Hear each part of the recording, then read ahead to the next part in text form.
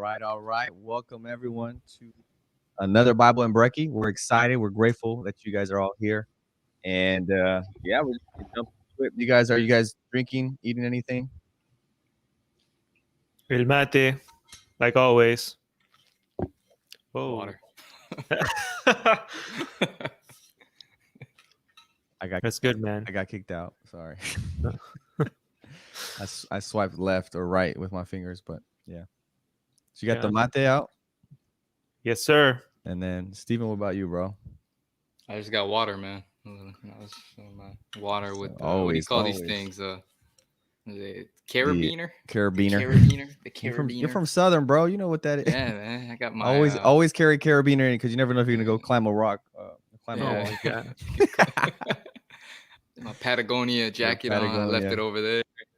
A hacky sack if y'all want to play. Your Patagooch. Oh man, I never learned how to play that or control that. I mean, yeah, control is probably the right word. Yeah, I'm sure plenty of people know how to play that and just don't. Yeah. At like camp, man. That was like the thing. Like they would. I remember that for a while. Like if you had to wait, they just toss you a hacky sack, and you have to like wait and play around with this hacky sack for like 15 minutes. Yeah, your foot. Yeah. But I'm doing some mate, but tereré because it's kind of hot. Oh, nice, dude. So I didn't want to do. I got lazy actually. I was lazy. I didn't want to do the hot water, so. And then I got lazy. I didn't make any juice, so I just throwing in some lemonade. And some ice at least. Like, is it cold enough? It's cold. It's cold. Yeah, it's cold. All right. If not, that thing's gonna kill you, bro. Some fridge. Home. It was good. Pretty good. Pretty. We'll be done here in like 25 minutes if. Yeah. If it's warm, that's not cold enough. Yeah, no, it's cold. It's cold. Warm lemonade. Yeah, nice. Yeah, I remember. One of my first times when I was meeting some of my young adults at camp meeting, and I had tereré because it was super hot, Florida in the summer, and I was drinking this, and so this was before COVID, so I started passing it. Hey, do you guys want to try it? And so I just remember looking at all my young people were like drinking. It looked like it doesn't when you don't know what it is, you're like, what is going on? And so we're all in a circle and they're passing it around, and people are like, what is that? But it's just tea. Or, yeah. That's what they all say. So you set your ordination back a couple of years? Yeah, I guess that. Yeah. Talking about ordination, we're moving into, I'm just kidding, that's not a good transition. Philippians 4, we've been journeying through the book of Philippians and going and seeing the letter that Paul wrote to the church in Philippi. To this church, and he's been just exhorting them and calling them to be joyful in the midst of all circumstances. And today we're going to finish the chapter 4. And last week, if you didn't watch it or haven't read it, Paul is just making the case that you should have no confidence in the flesh and anything that you can accomplish, because if it was based off accomplishments, he would be at the top of the list. But he mentions, hey, it's not about that. It's about knowing Jesus and what he's done for us. And when you compare what you've done with what Jesus has done and who he is, no comparison, he says. Next comparison. All right, here we go. Well, we got a hot take real quick before we go jump. Knicks in 5, New York forever. All right. They're playing the Hawks. Oh, that's true. I was going to ask who they're playing. Yeah. I mean, I hope they win in 5. Yeah, it'd be cool. Yeah, it'd be nice to see the Knicks advance. Yeah. But I feel Gabe, aren't you from New Jersey, bro? Yeah, I was about to say, man. Oh, here we go. Knicks, New York forever. Are Knicks overrated? Next conversation, are the Knicks overrated? No. Okay. They're playing good. They deserve it, dude. They haven't been there in a while. Yeah. I'm happy for them. Feel pity for them. For Knicks fans also. Mm-hmm. Happy for Gabe. Yeah, it's been a hard time. But that's true. Isn't Gabe from, we said Brooklyn, right? No. He's from New Jersey. New Jersey. I mean, I'm just glad he didn't jump on the Nets, So he should be a Nets fan. Yeah. I'll take a loyal Knicks fan any day. Yeah. Knicks fan. All right, Gabe. So thanks for watching. Appreciate you tuning in, bro. Awesome. So let's go into chapter 4. We'll read it right now. I forgot to share my screen. All right. So here we go. So it says, therefore, my brothers and sisters, You whom I love and long for, my joy and crown, stand firm in the Lord in this way, dear friends. I plead with Euodia and I plead with Syntyche. What a name. To be of the same mind in the Lord. Yes, and I ask you, my true companion, help these women since they have contended at my side in the cause of the gospel, along with Clement and the rest of my co-workers whose names are in the book of life. Who is he asking? Is he asking Eudia or the Syntyche guy? Yeah. I wonder Aren't if they had both women, right? Help these women. Oh, that's a good question. Yeah. So I'm pleading with these two. And then he says, help these women. So who are you talking to? Are you telling Euodia and Syntyche to help out these women, or are those the other we people need to that go are back reading? to our Greek, bro? Yeah, we got to. All right, comment below if you know who they're talking to. I plead. So this is to all of God's holy people, because it could be that he's mentioning multiple people at this end here, right? So he's like, hey, I'm pleading with Euodia and Syntyche, please be of the same mind. Yeah, and I'm asking my true companion. Oh, maybe it's who was the one? I think it's in here, right? In chapter 2, who was the one delivering the letter? It's Timothy and Timothy. Epaphroditus, right? I'm not sure the right way. I think he was going to send Timothy, so maybe it could be Timothy. But he was also going to send that sick guy that they sent him too. That they were the sick guy that almost died, but he said he causes me so much anxiety.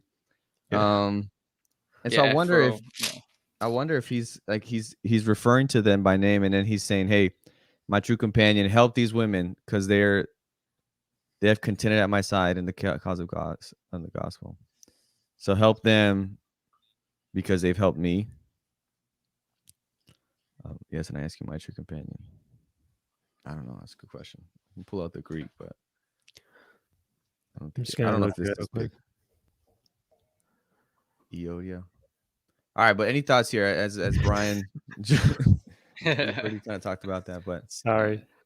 Scholar. Yeah, we're gonna put it once he starts talking, we'll do the No, man.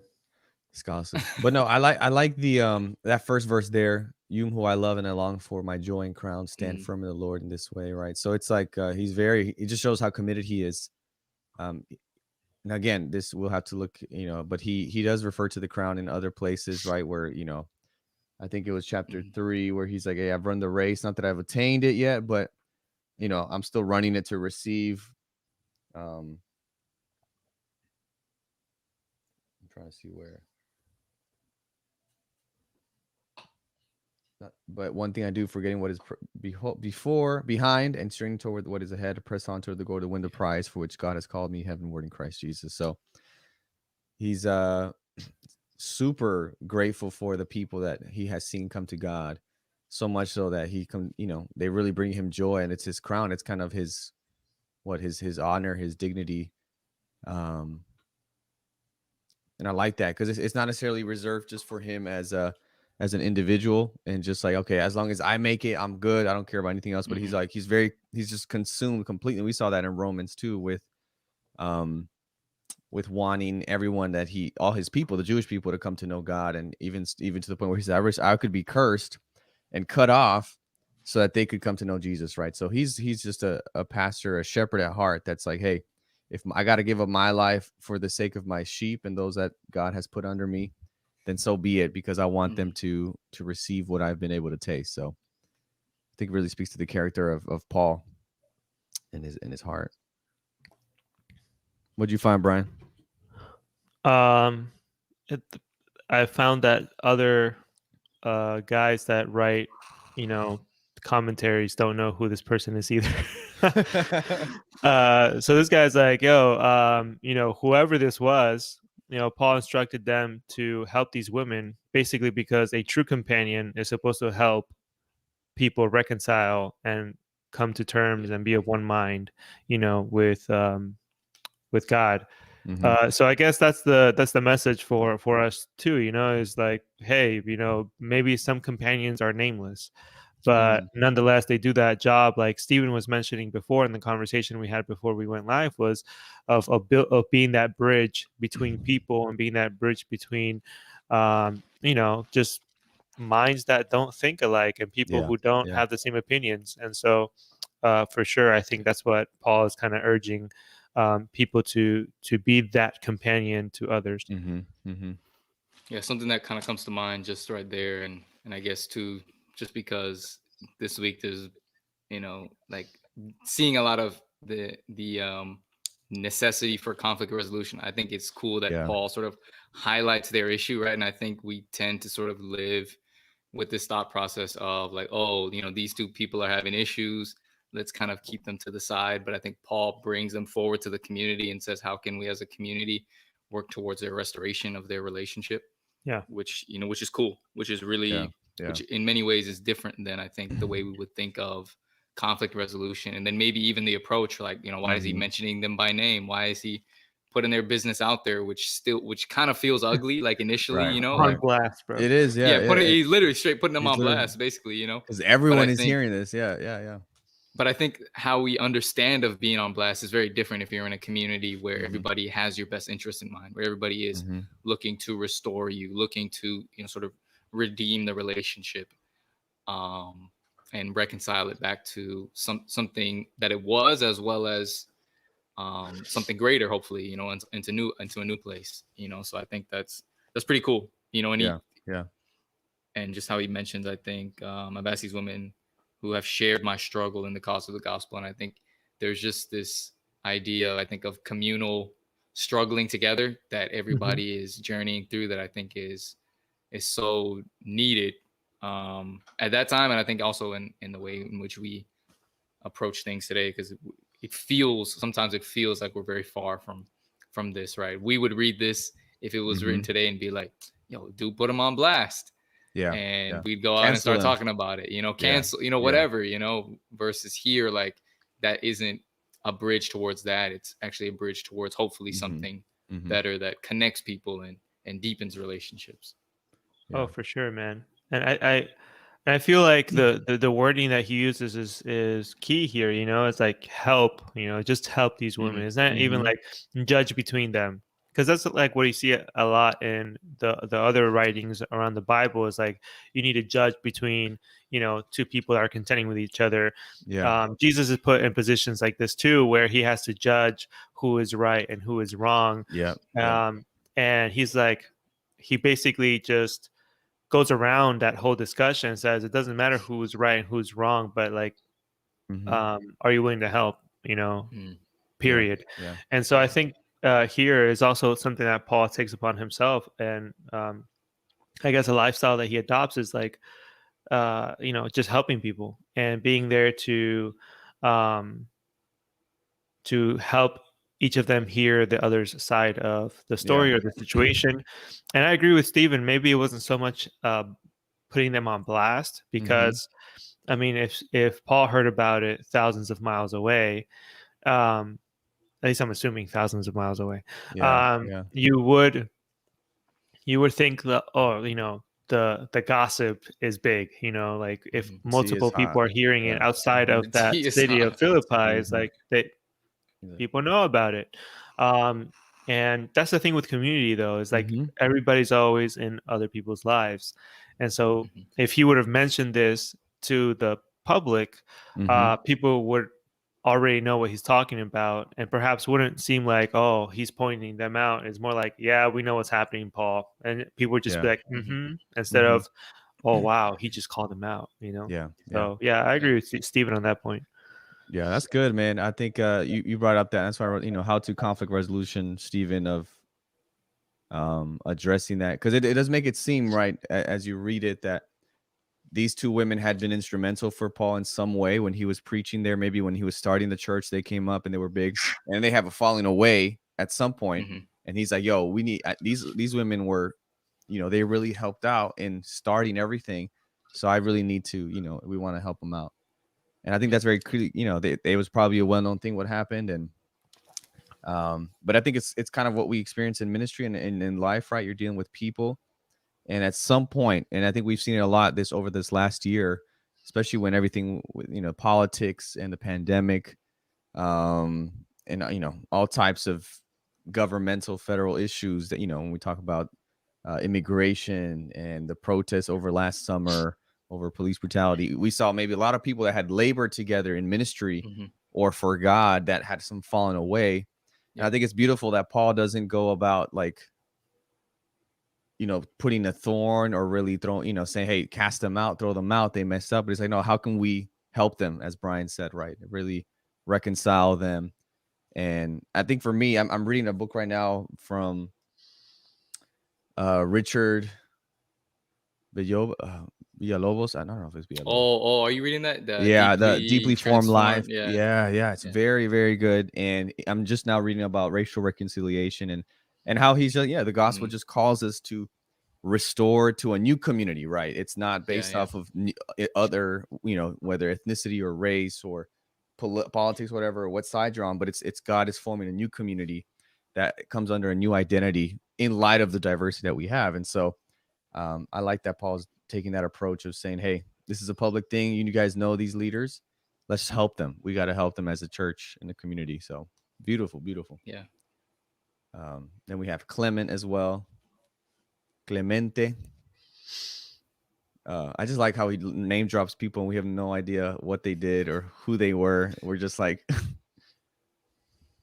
that's a cool name. Yeah. That's a cool name. At least that one. The other one wasn't working for me. Syntic. I wonder if it has any. Did you find a meaning for that one, Brian? Syntic? No, I think it's just a name, bro.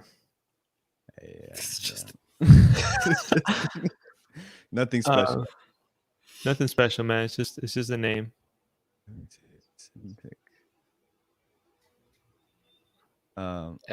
Because I guess like what we kind of have like, because I think like we were looking at talking about the end of Philippians 3, and then here just this portion where he talks about whose names are in the book of life. And I think like for me, sometimes I have beef with like this idea of like, we'll just all go to heaven and it's all gonna, someday heaven will kind of sort it all out, and we sort of dismiss the need to struggle here, right, in human relationships, or the need to sort of come alongside of people and really work through things, and in some ways we have responded as like, oh, let's just all separate, everyone can be with their people and their people, and then somehow in heaven it's going to be this magical time where everyone's going to get along.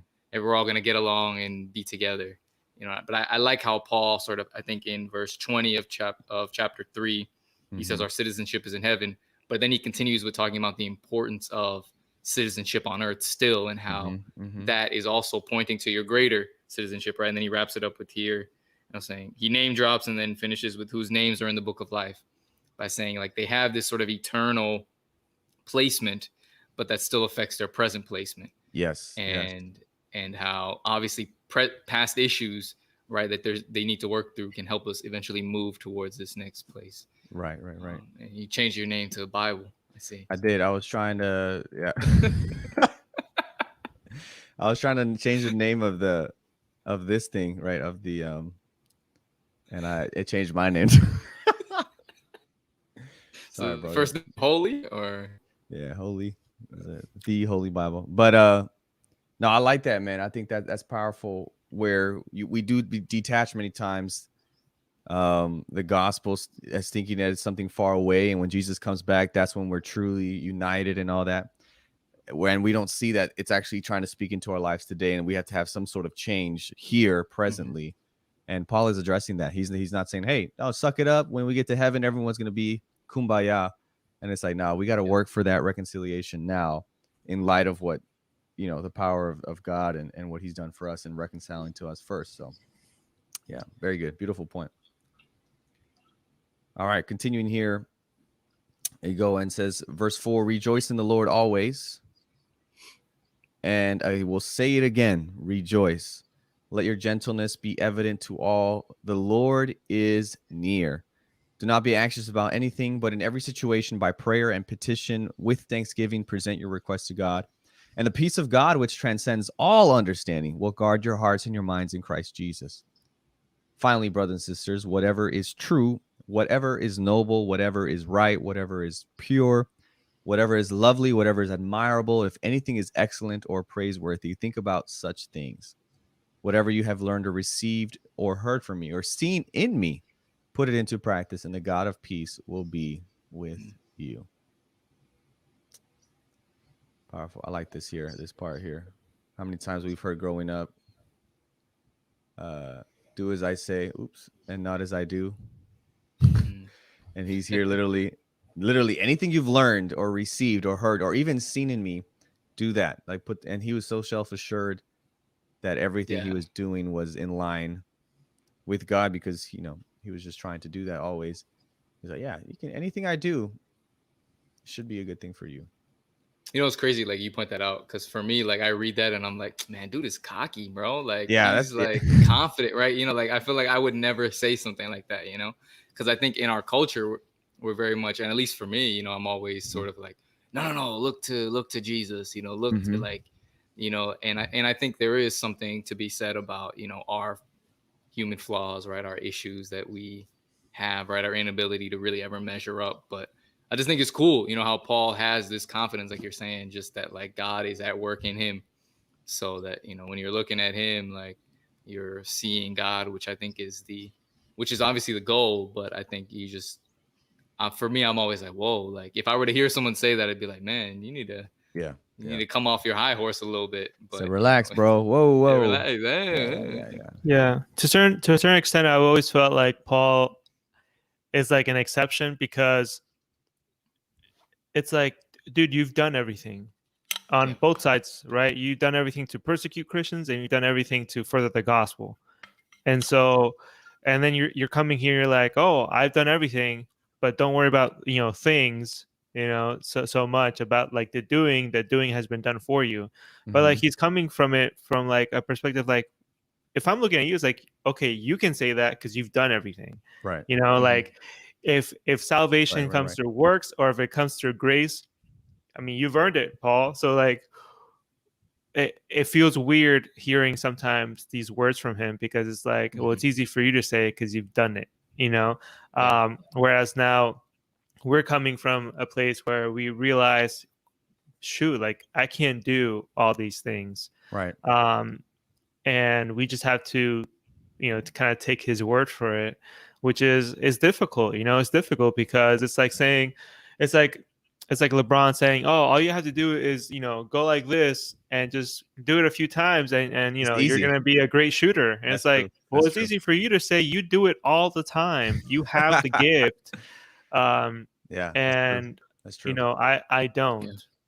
And so I think that's kind of like why he also resorts many times in the ending of his letters, you know, this whole thing of like, rejoice, let your gentleness be evident to all.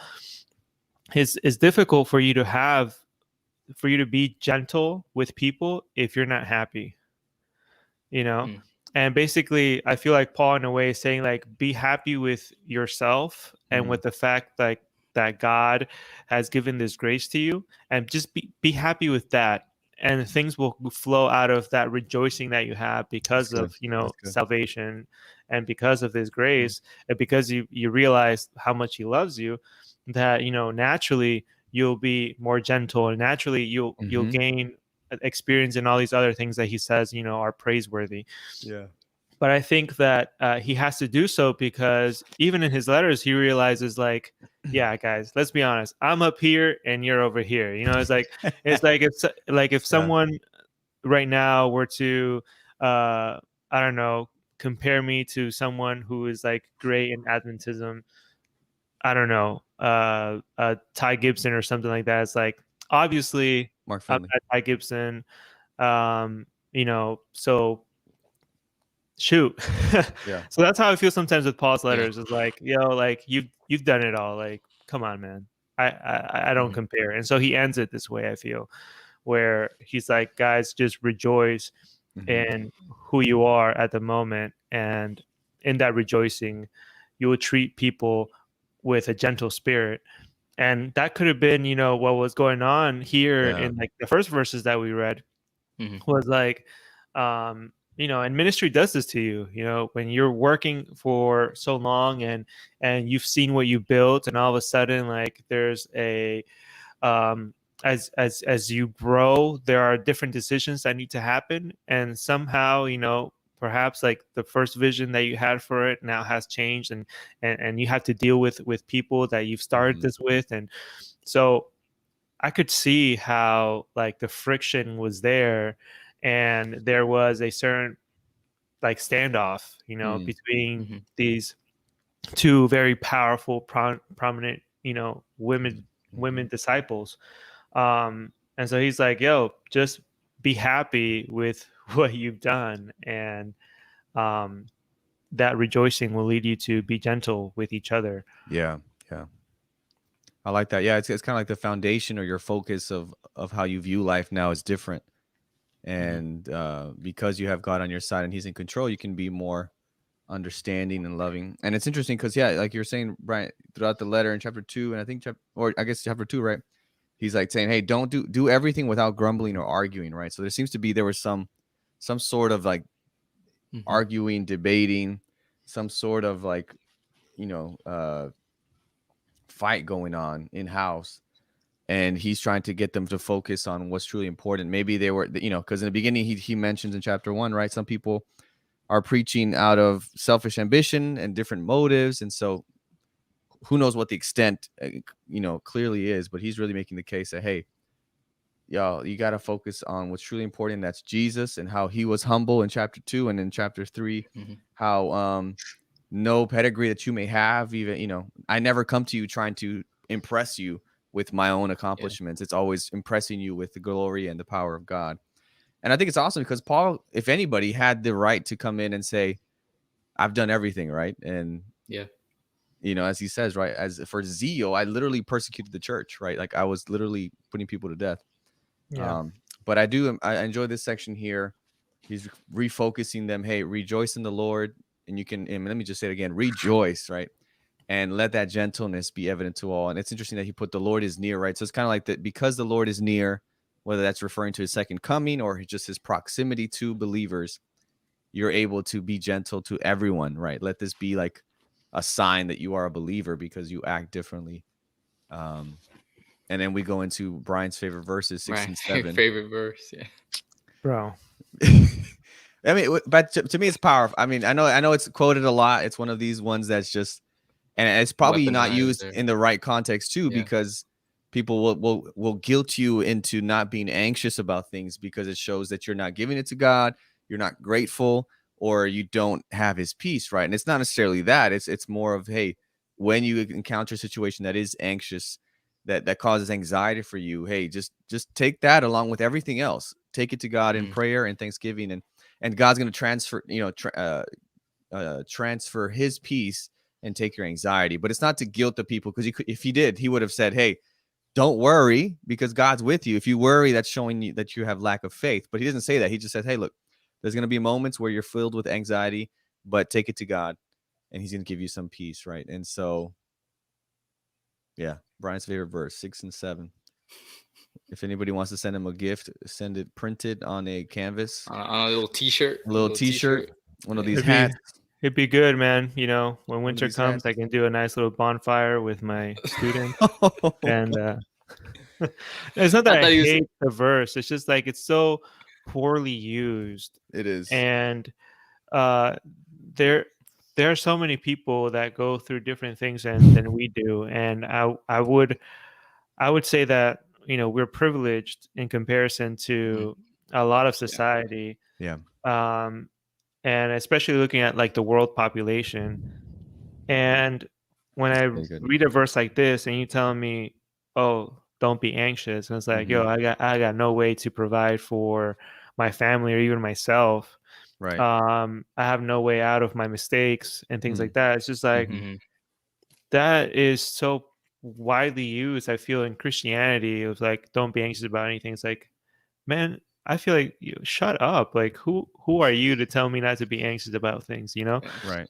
In this case, we have to acknowledge the fact that one, Paul knew these people, you know, and he was probably writing in a situation that was well, you know, a lot worse than they were. Yeah. And he was telling them like, look, guys, I'm keeping my cool because as I give my petitions to God, he guards my mind and my heart, because I am, you know, prone to giving myself over to these moments of stress and anxiety.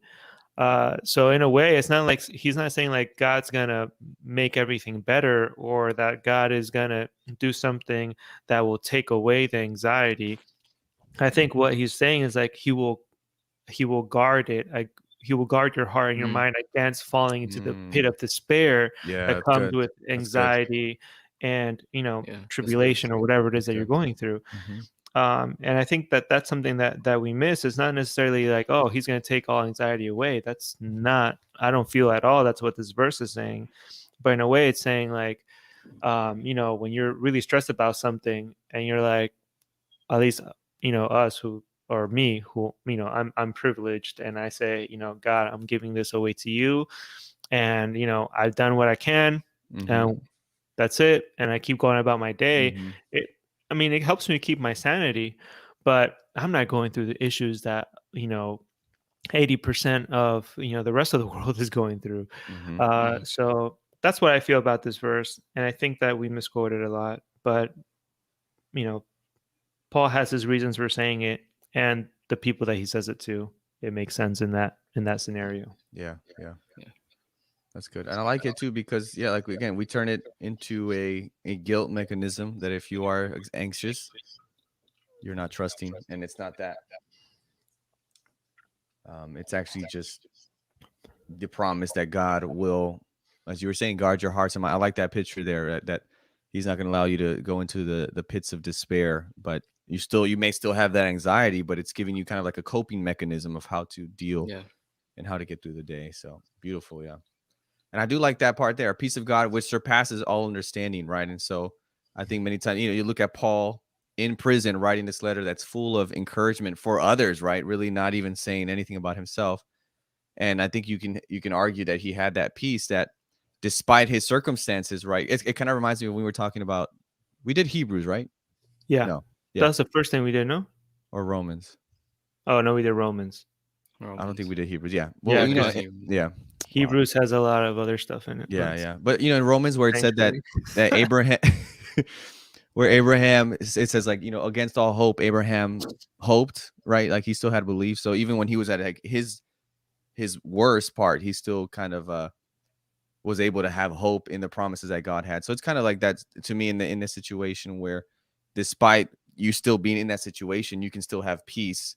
And people may look at you and say, how can you have peace in the midst of the storm? And it's like, I don't understand how this is happening, but I'm confident that God is with me. And, you know, and it doesn't mean that whatever's causing anxiety will be disappeared or taken from that, but at least God is with you, guarding your hearts and minds. So, I mean, but here's the thing about Abraham, though. Like, he failed his whole damn life. Like, everything about him was a failure as far as spiritually, you know, in spiritual matters.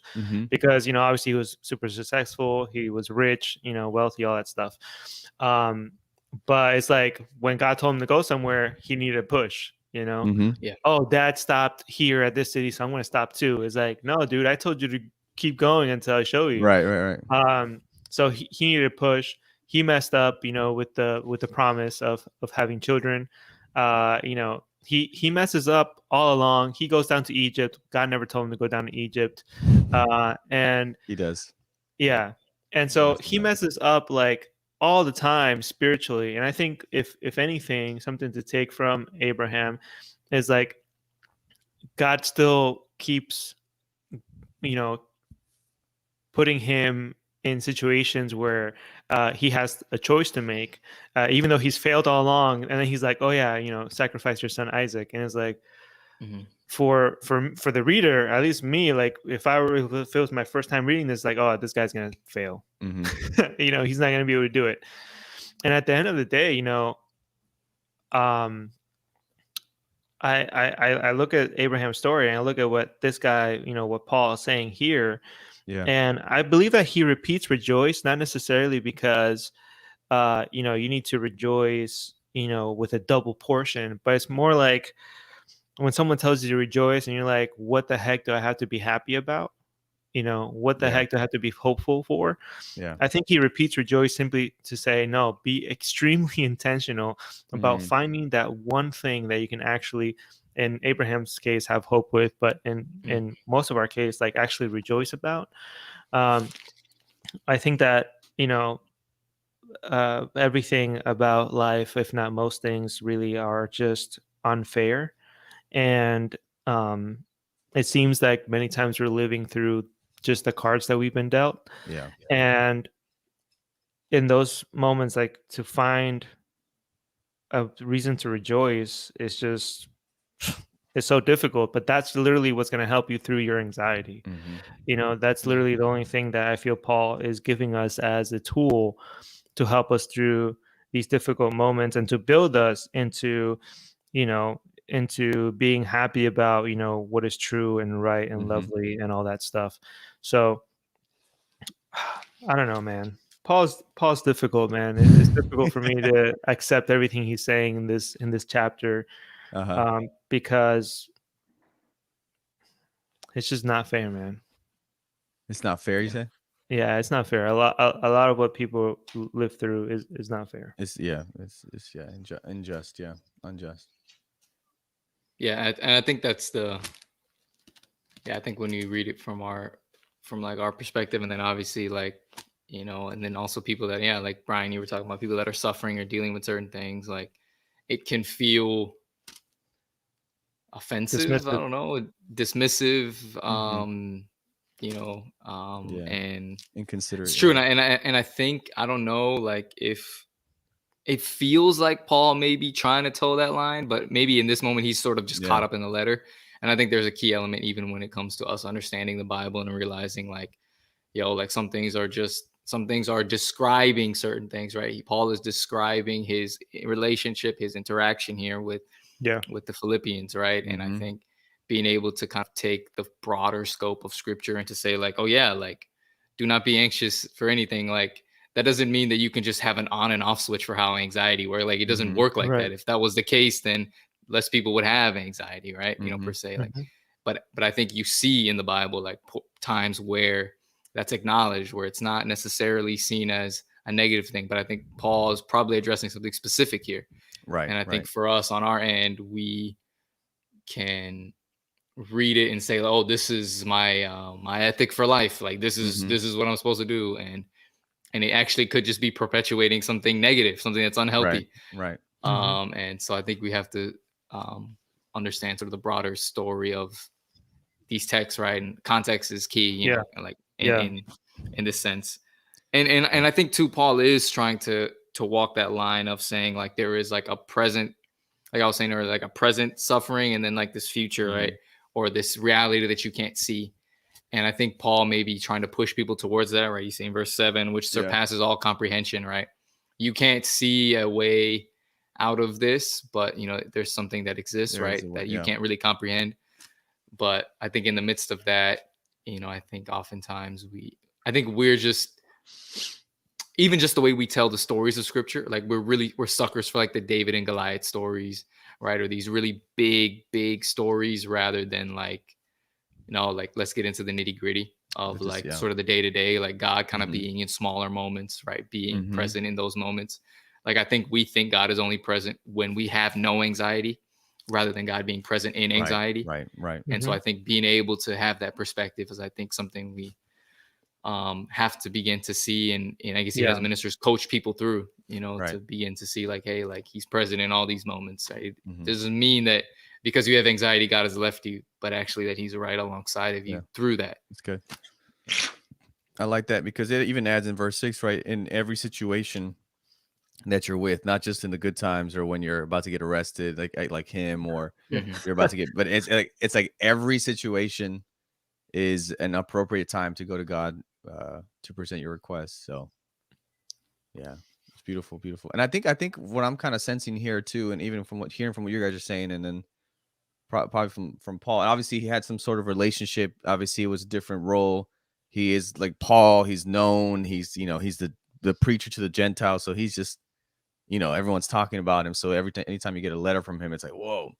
But I think this is more in line with like having to be received personally rather than like enforced as a community, if that makes sense. So like rather than coming from the pastors, hey, don't be anxious. Don't. It's more of like a personal journey that you're having with the text, where it's like, all right, I don't know if that makes any sense. I'm trying to explain it in a way that makes sense in my mind. But again, going back to my point of just not making people feel guilty for being anxious or for not trusting or for having those those questions that sometimes we hear, right? Of like, this guy is up there with his testimony sharing how God healed him from cancer, but my sister or brother or my parents, they died from cancer, right? And so it's like that tension that obviously Paul doesn't. I mean, if he could, he probably would because he writes a lot, but you can't really answer all those questions of how difficult life is. Sometimes there's just it looks like a family or an individual is receiving everything bad.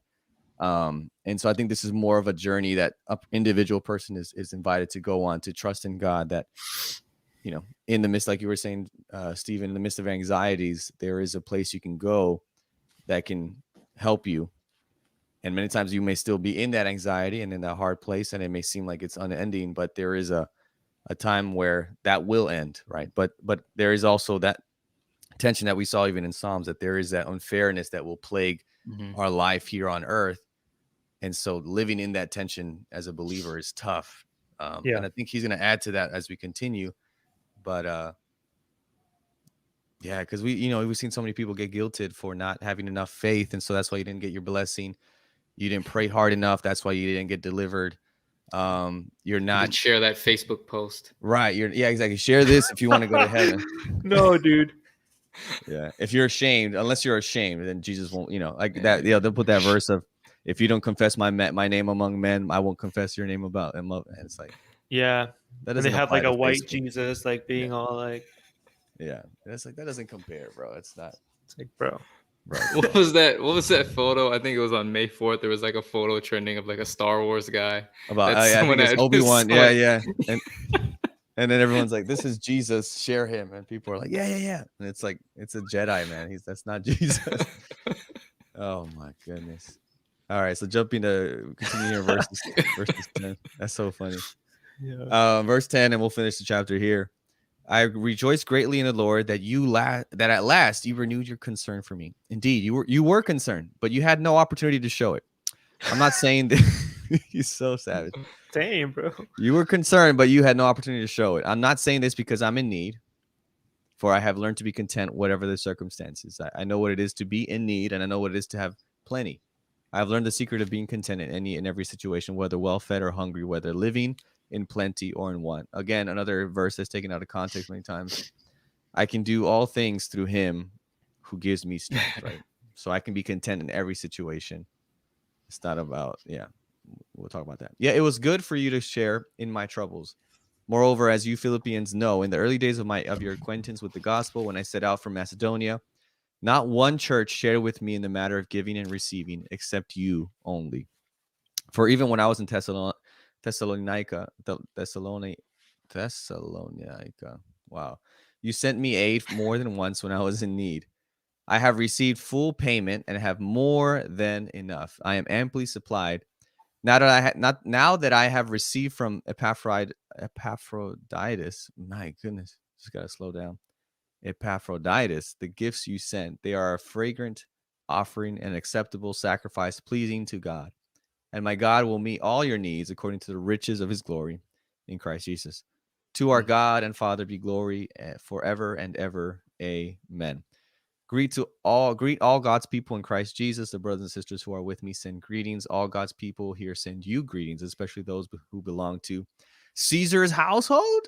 Uh-oh. Interesting. Ooh. Interesting.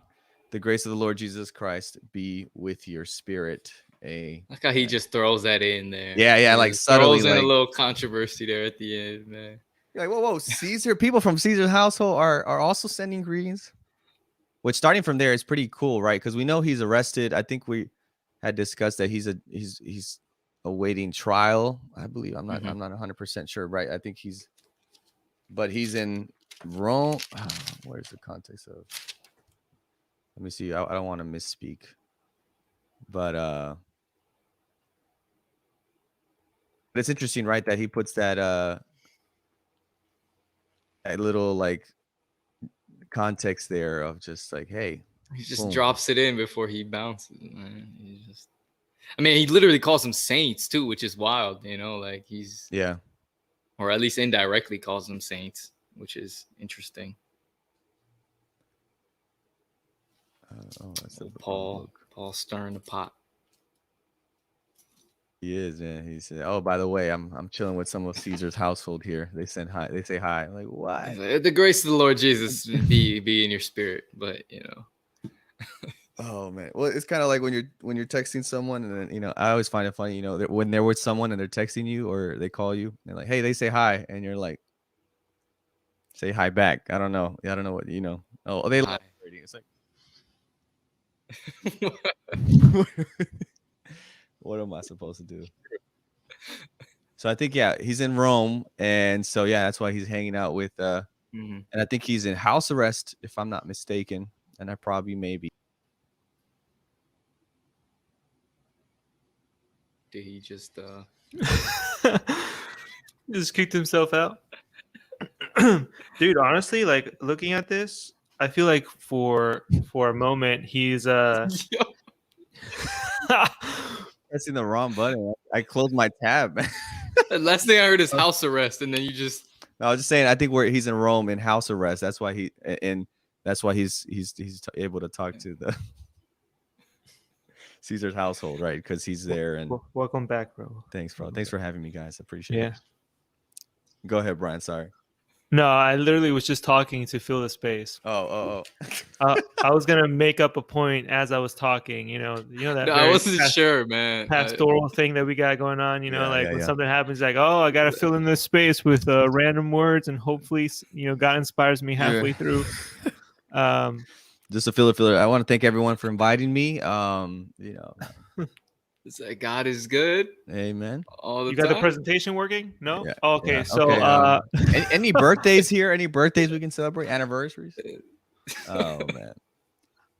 Yeah. So just that point there, right? I guess starting from the end of it too, and then working our way back. Just those in Caesar's household that also send their greetings. Very interesting. Just a subtle at the end. Boom. Oh. Yeah. Pretty cool. At the end, I feel like it sounds kind of like a ransom letter kind of thing, like where the person like being contained, I guess, or whatever, it's just like, hey, I'm being detained by these people, but he's really nice. Like, please don't prosecute them or whatever. It kind of felt like that for a little bit towards the end, because they're like, oh man, these Romans, dude, like they're taking away our guy, our fearless leader. He's like, nah, they're cool. Like, don't worry about that. That's good. That's interesting. Which in a way would have probably caused a lot of anxiety. Like, wow, Paul has been captured by the Romans. And so I guess that verse kind of makes sense. I do want to go back to like the fact of like, dude, what does he mean by I learned the secret of being content? Like, because typically with secrets, someone has to tell you. Or unless you learn it like through experience, no? Like, or through if you read a book, but it's like it's I don't know. To me, I feel like it speaks more to his experience that he's lived. So as he's gone through everything he's faced as a believer of Christ and a follower of Christ, he's learned like what living life contently looks like because he's been in different situations. And so maybe he's read it, but I feel like it's more like that experience. Like, as you can say, hey, no, I learned in life that X, Y, Z, Yeah. Or I've learned through experience that you can't put foil paper. Obviously someone could have taught me, but you can't put foil paper in the microwave because it's going to explode. I feel like it's more of like one of those scenarios where you see someone else put something in the microwave and they don't put foil on it, and you're coming with your foil and they're like, yeah, I wouldn't do that if I were you. Yeah. I feel like it could be, much like we give the devil a lot of credit for all the bad things we do, where he was probably not even involved.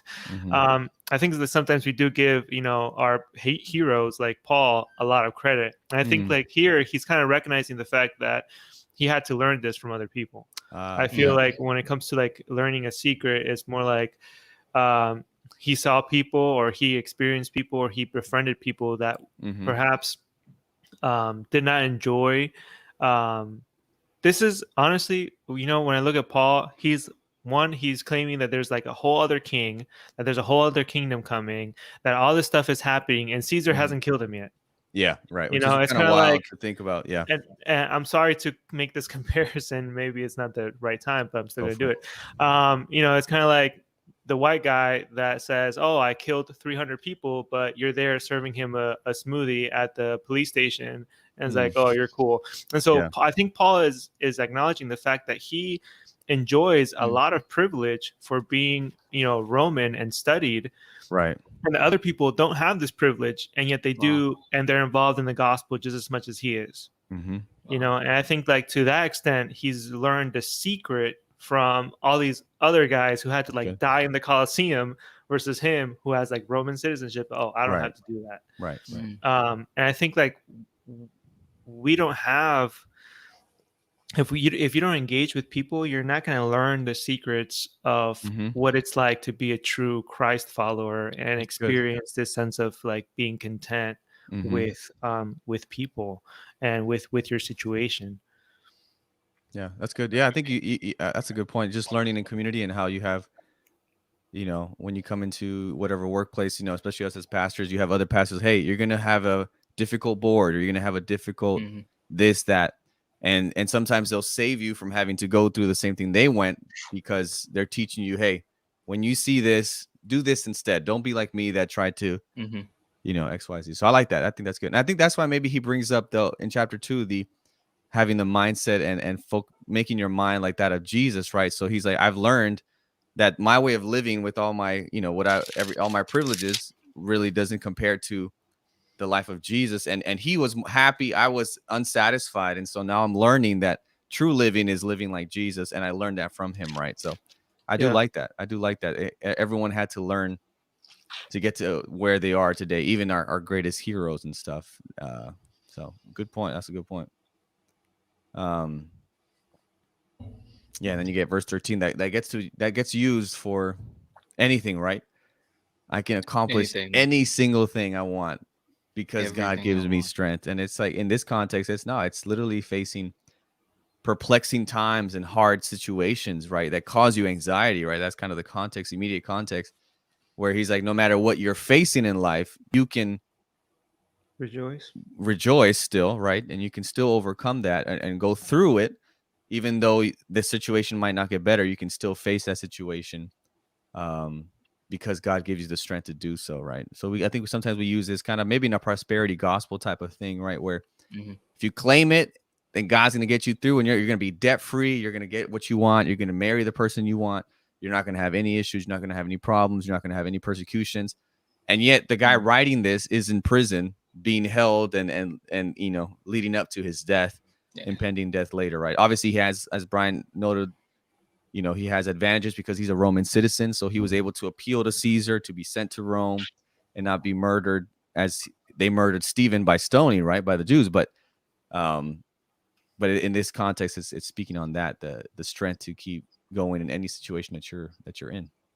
Yeah. And I think sorry, go ahead, Steve. No. I mean, I was just gonna say real quick, like, I think like the reason why that's so appealing to us and sort of our selfishness is like, I can decide what I want, and then Christ is going to work on my terms. Right.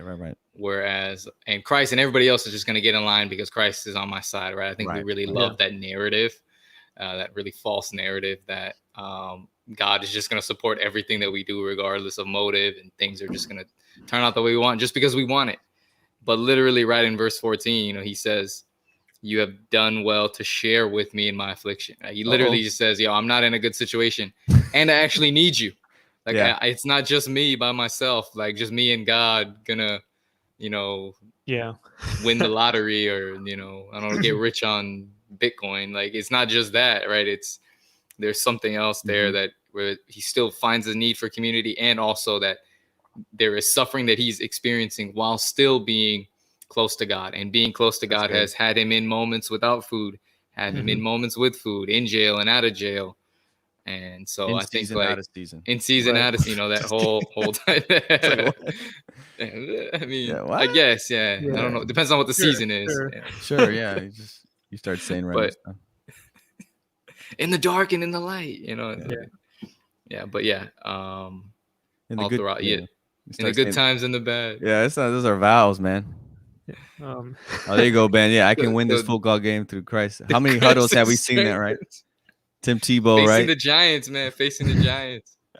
I'll shout out Tim Tebow, man. Back in the NFL. Tim Tebow, Jacksonville Jaguars. I can make it back to the NFL with the strength of Christ. Through Christ's strength.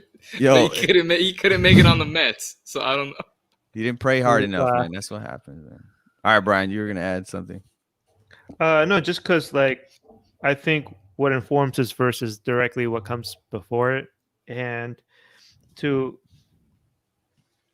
I think in a way he's just saying like whether you have all the resources or you don't need resources to do what I'm doing. You know, I don't need resources to further the gospel, the kingdom, whatever you want to call it. I can do it because God gives me the strength. Whether you're here for me now or you forget me is what he's telling this community, because that's what he felt. He felt kind of forgotten by them for a while. I can still do it because God gives me the strength. And so basically he's leaving them without an excuse to not do gospel ministry, to not reach out to their neighbors, to not be reconciled and be bridges within each other in community. He's saying, if I can do it through God who strengthens me without a community of believers, and I can come to this space where supposedly I'm imprisoned, but I can, create community around the person of Jesus, then you have no excuse. Yeah. That's good. I like it because as we're reading it, you're kind of reading, I guess, reading in between the lines, right? I'm thinking of like separating the letters and stuff to really see like Paul behind it, right? And who is the guy that's writing it. And he's very like real, right? I mean, obviously in his passive aggressiveness or humor, right? When he calls people out, like y'all wanted to help me, but you hadn't, you couldn't. Or chapter 3, right? Or you didn't have opportunity to show it. You didn't have opportunity. The other in chapter 2, it's like, hey, this guy has been causing me a lot of anxiety, so I'm ready for him to go back. So he's very, he'll put these subtle jabs. You can tell he has a character, right? He wasn't just like a blank, just random guy. He was, he really put it into it, and he was very, very human, and he's very, at the same time, raw and honest about his own journey. And he's, I haven't even reached where I'm at. I'm still struggling. Romans, he's talking about not wanting to do what he knows is right, but falling to do what is bad. And so he's always learning. So it's cool because he invites the people in the journey with them.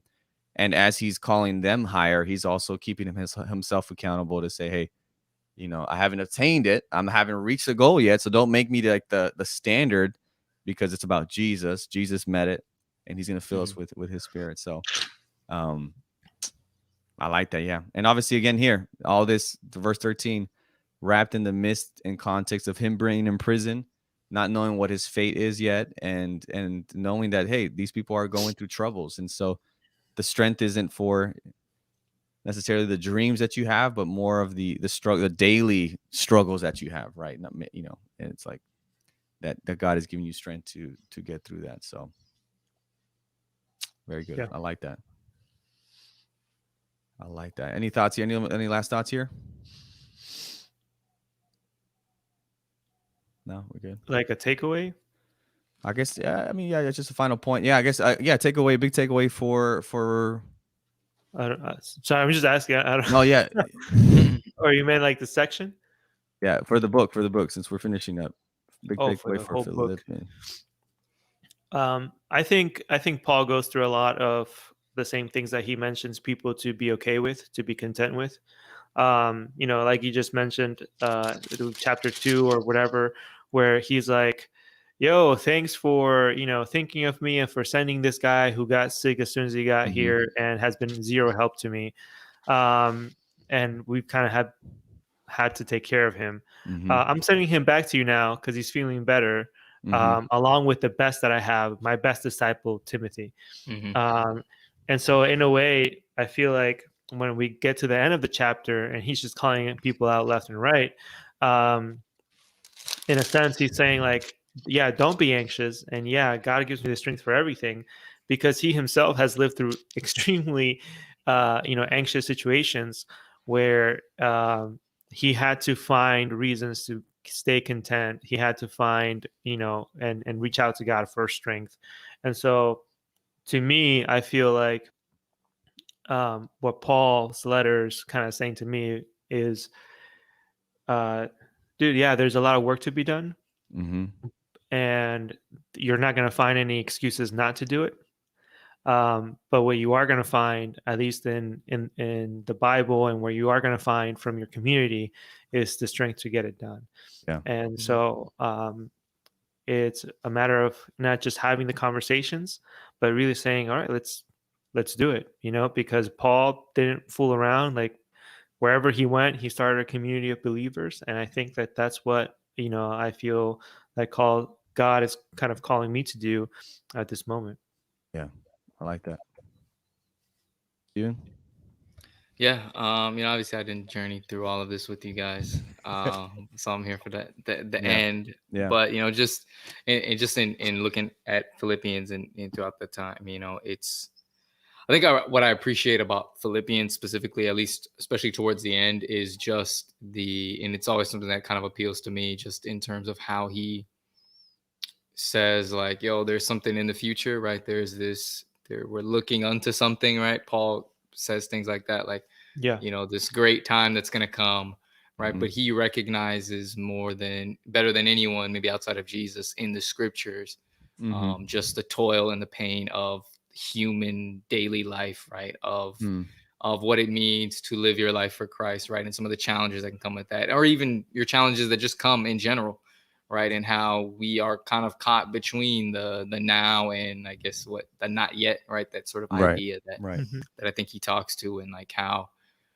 the strength that he receives is from the God the God who carries him through these moments, right? That's where he receives his strength. That's what empowers him. That's what gives him the confidence, right? To be like, look at me, because I'm representing Christ, right? I think there is something that not that he has that himself, but Christ is working within him to provide that, to do it. Yeah. And it just offers me hope, right? And when it comes to that, to know, like, in my situations that, God is alongside of me, and I'm looking toward this greater reality.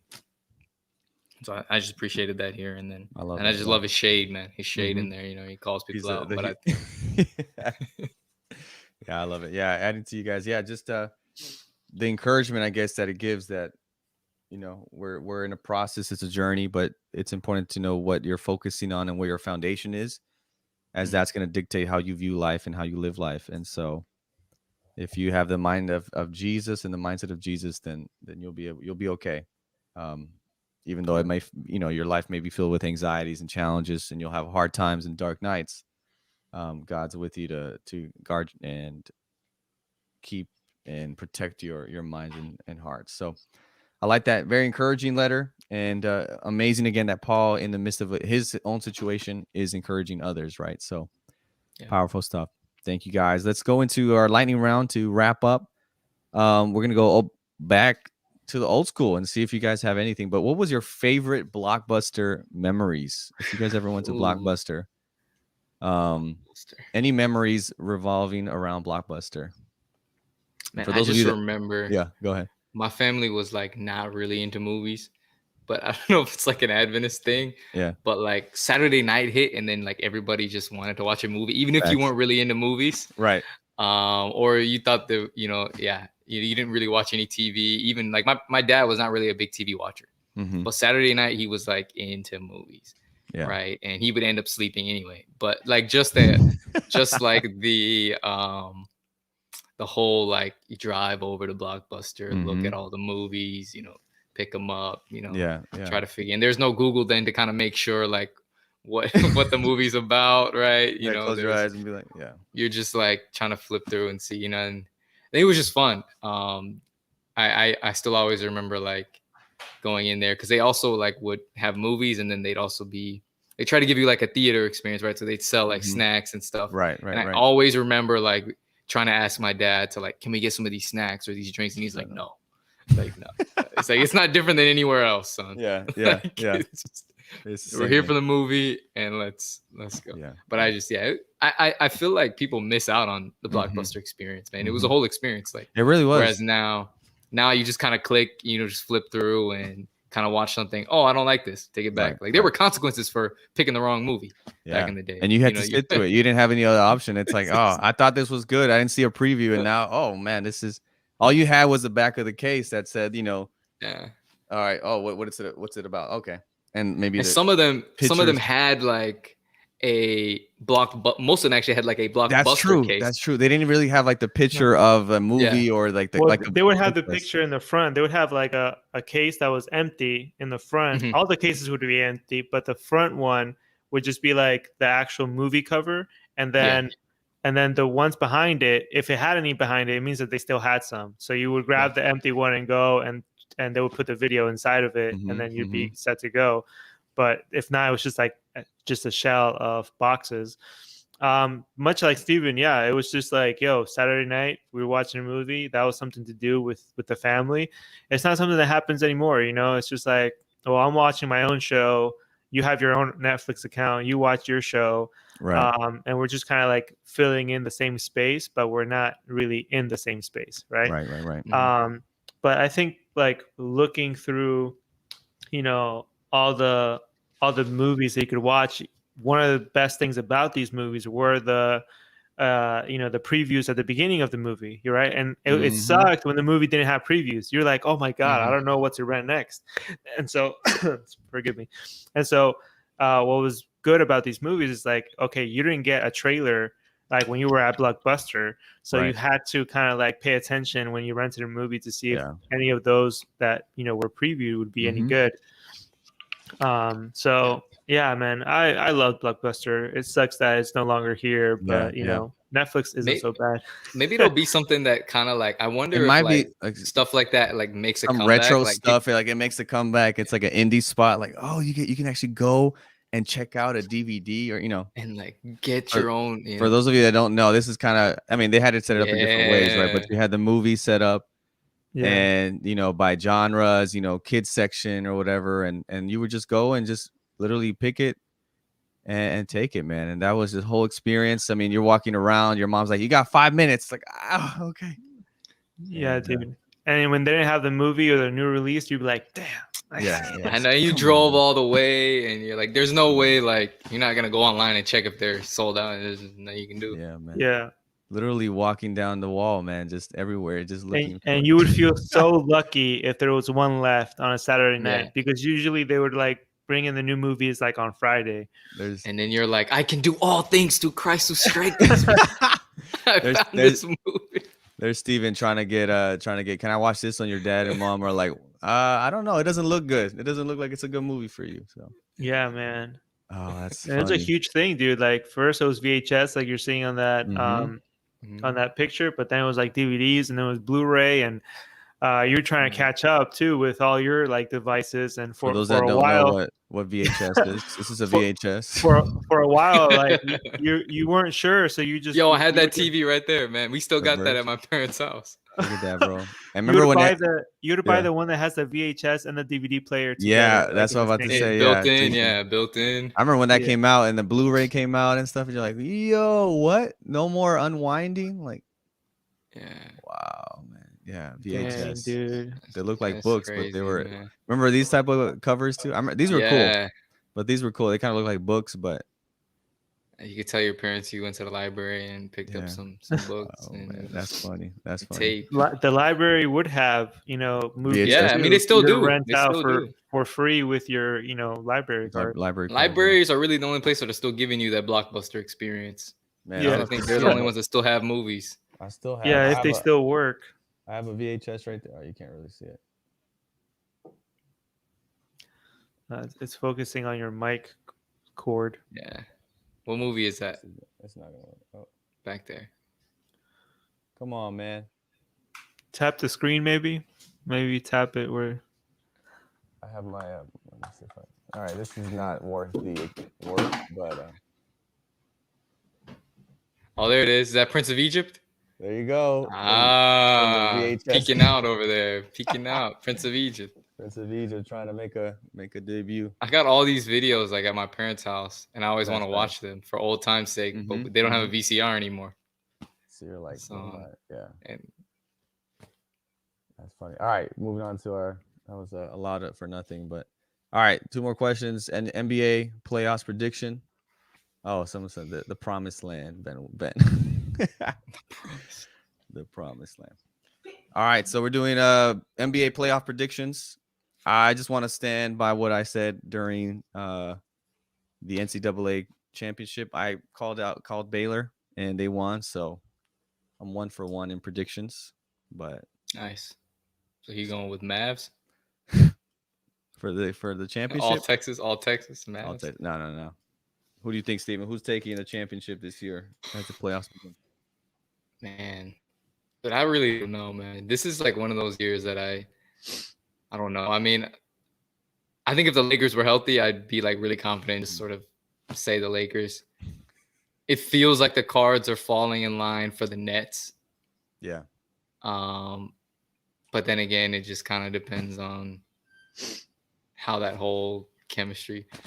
That's true. I'm forgetting the Wizards. I'm thinking Wizards. Wizards. Mavs final. Ew. Wizards Hawks in the conference finals, and then Mavs. Wait, aren't Wizards playing the Hawks right now? Oh, Wizards are playing the Sixers in round 1. Oh. Yeah. All right. So you're going with undecided. I'm going. If you ask me today, I'm gonna take the Nets. If you ask me today, okay. Painfully, but I'm just hoping that the Heat and the Nuggets make it far. The Heat and Nuggets. And the Nuggets. The Nuggets. Nah, not this year. And they lost Murray, man. That's okay. Yeah, I don't know. It could be. That's the bracket right now. Yeah, that's the. I don't know if you got here. I'll make it big. I don't know if you guys can see it. Ben said it's an easy win for the Wizards. So right now, yeah. So you got. I'm gonna go for the West. I'm gonna go with the Lakers simply because I'm a fan. Not a realist, maybe, but just a fan. No, I think we can't. And then on the East, I'm gonna say the Eastern Conference Finals is 76ers and Brooklyn, but I think Brooklyn comes out on top. So it might be a Lakers Brooklyn. I'm just gonna go Lakers all the way. Lakers Brooklyn in the championship. All right. Could be wrong, but so I had no idea Denver and Miami were on 2 different conferences. Yeah, Denver and Miami could theoretically they could be the finals. Yeah. Denver and Miami. Theoretically. Yeah. So why not? I don't care. Denver, Miami. Denver, Miami. I like it. I like that. That'd be entertaining. I'm really hoping the Bucks beat the Nets though. Even though I've just picked the Nets. Bucks? I'm hoping the Bucks. No, because I think because Milwaukee's number 3. So if they get them in round 2, I think the Bucks make the finals. Because I don't know, I just don't trust Philly for some reason. Yeah, Philly. Yeah, agreed. Maybe it's Ben Simmons can't really shoot. Doc Rivers blows 3-1 leads. So I don't know. We'll see. Yeah, I hope it just ends up the Lakers. I hope you're right. I hope I'm right too. All right. I'm just trying to not set yourself up for it. Last one. What's the barometer? Is it barometer? Like the reading of 2021? Overall, how has 2021 been for y'all so far? Or how do you feel 2021 is shaping up to be? I mean, I feel like it's pretty good. I think all things considered, Philly will be out first rounds. It's true. Yeah, you're right, words. Ben. Strong words. Big Wizards fan here. Yeah, I mean, 2021's been good. I mean, it just kind of feels like chapter 2 of 2020 in some ways, but not as, but like not with as much. I feel like there's less hysteria a little bit, except with the whole gas situation like 2 weeks ago. Yeah. I couldn't get gas, man, to do the Lord's work. I just You gotta leave some for the rest of us. I had man. to, Meridian, literally, I was just bro. at the gas station now before, and there was a guy who was trying to fill up like 5 big things, and I'm Like like, bro, gallons. like, what are you doing? I think the gas people told him he had to leave Your gas is. because I saw him Leaking leaving. up. He looked upset. I was like, bro, you can't keep all that, man. Yeah. I mean, I feel like there's definitely like, I think the problem is though too, at least for me, I think there's like a level of seeing the world from my lens in America, and right in America kind of feels like it's a little bit calmer to a certain degree, but I feel like across the world, right, It's not the case. the Yeah. situation in with Palestine right now, right, the things that they're dealing with, obviously like my home country India with COVID, and just different areas, different pockets where I guess it's like American privilege, right, where we have the privilege of just seeing it on the news and commenting on it And swiping up and down. Yeah, just keep and kind of moving on and just making sure that we're good, and so I think that's why it can feel a little bit better than 2020, because there was hysteria in America, right? And it seems like that's dissipated a little bit, especially with the Freedom Act, aka no mask mandate, given out 2 weeks ago, right? So it feels just like to people like some semblance of normalcy. But I don't know. Yeah, I would say that if anything, 2021, much like Steven said, is like another chapter of the same thing. But I think that it's made us realize how dependent we are on the rest of the world, and how small things happening across the globe really affect our way of life. I think that we were not aware of that before, and I think that our previous president showed that, clear as day, that we were unaware of how much we depended on each other. how good everyone else is doing as well. And so now we're realizing it, because things have been hurt, and like, for instance, like that shit that got stuck, and all of a sudden everything is going like, it's that seems so small, but so I think in America have realized that we are susceptible to how everyone else is doing. It's not just about America. It's about other countries, other cultures, just as much as ours. That's good.